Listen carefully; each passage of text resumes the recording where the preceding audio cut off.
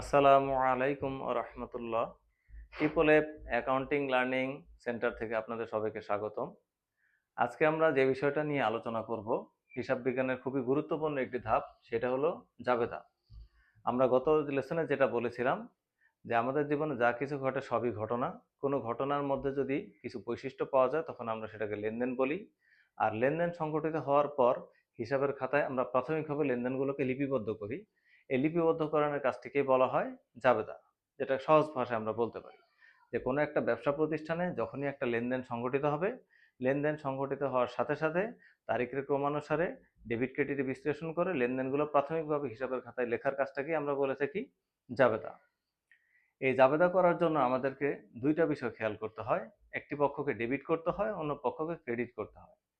তাহলে জাবেদা যদি আমরা পারতে চাই তাহলে আমাদেরকে ডেবিট ক্রেডিটের নিয়মটা ভালোভাবে বুঝতে হবে, তাহলে ইনশাআল্লাহ আমরা জাবেদা করতে পারবো।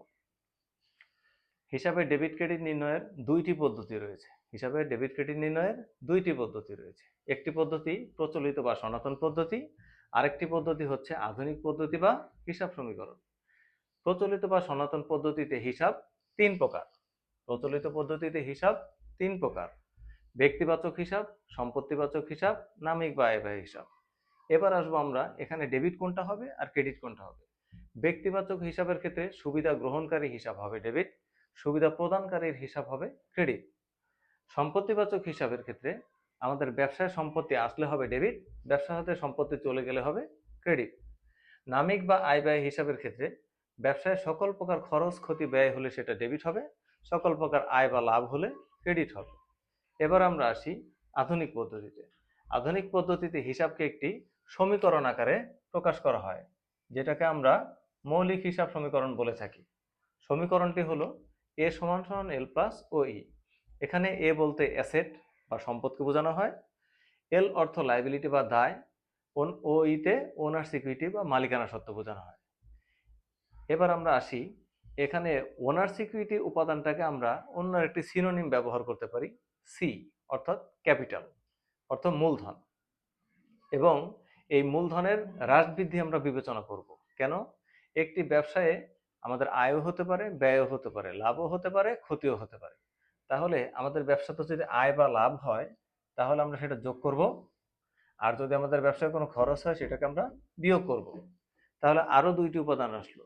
তাহলে আমাদের হিসাব সমীকরণে প্রথমত তিনটি উপাদান ছিল, এ সমান সমান এল প্লাস ও ই। এরপর আরো দুইটা উপাদান আমাদের কেন আসলো? যে ব্যবসাতে আমাদের আয়ও হতে পারে, ব্যয়ও হতে পারে। আয় হলে মালিকানা সত্ত্ব বাড়বে, আর ইতে এক্সপেন্স, এক্সপেন্স হলে মালিকানা সত্ত্ব কমবে।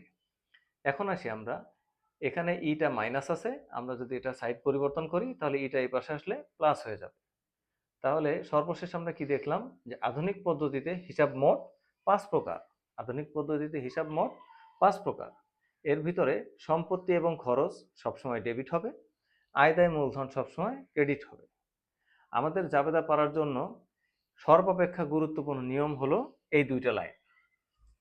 কেউ যদি আমরা খুব ভালোভাবে জাবেদা পারতে চাই, ডেবিট ক্রেডিট বুঝতে চাই, তাহলে আমাকে এই দুইটা কথা অবশ্যই মুখস্থ থাকতে হবে, যে সম্পত্তি খরচ সবসময় ডেবিট, আয় দায় মূলধন সবসময় ক্রেডিট। আর প্রচলিত বা সনাতন পদ্ধতিতে আমাদের মনে রাখতে হবে তিনটি কথা। প্রচলিত পদ্ধতিতে হিসাব তিন প্রকার: ব্যক্তিবাচক, সম্পত্তিবাচক, নামিক বা আয় ব্যয় হিসাব। ব্যক্তিবাচকের ক্ষেত্রে সুবিধা গ্রহণকারী হবে ডেবিট, সুবিধা প্রদানকারী হবে ক্রেডিট। সম্পত্তিবাচকের ক্ষেত্রে ব্যবসায় সম্পত্তি আসলে হবে ডেবিট, ব্যবসা থেকে সম্পদ চলে গেলে হবে ক্রেডিট।